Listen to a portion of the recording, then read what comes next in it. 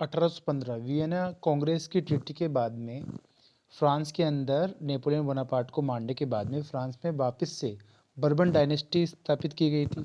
ठीक है। और जब वो बर्बन डायनेस्टी का वहाँ पे राजा था उसको बनाया गया था लुई फिलिप्स। ठीक है। पर वो ज़्यादा दिन तक नहीं टिक पाया क्योंकि वहाँ के जो उदारवादी लोग थे, लिबरल लोग थे, लिबरल्स, उन्होंने जुलाई 1830 में क्रांति कर दी, जुलाई रिवॉल्यूशन। और उसके तहत उन्होंने जो मोनार्की सिस्टम था उसको ओवरथ्रोन कर दिया और वहाँ पर वापस से कॉन्स्टिट्यूशनल मोनार्की लेके आ गई और उसका अध्यक्ष भी वहाँ के राजा लुई फिलिप्स को बना दिया।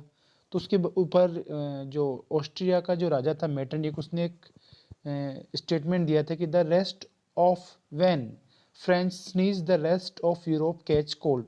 मतलब जब भी फ्रांस छींकता है तो पूरे यूरोप के अंदर कोल्ड हो जाती है। इस तरह वहाँ पर रिवॉल्यूशन हुआ, एक रिवॉल्यूशन का दौर हुआ 1830 के अंदर, द एज ऑफ रिवॉल्यूशन। इसी का इफेक्ट ये हुआ कि ग्रीस वॉर, ग्रीस जो यूनान था, ओल्ड यूनान था, उसका इंडिपेंडेंस भी हुआ। उसके इंडिपेंडेंस की कहानी ऐसी थी, बहुत सारे कवियों, बहुत सारे लेखकों ने ग्रीस को यूरोप का पलड़ा कहा, कार्डल ऑफ द यूरोप। पलड़ा मतलब पालना। और ऑलरेडी जुलाई 1830 के अंदर फ्रांस में वापस से रिवॉल्यूशन हो चुकी थी, जुलाई रिवॉल्यूशन।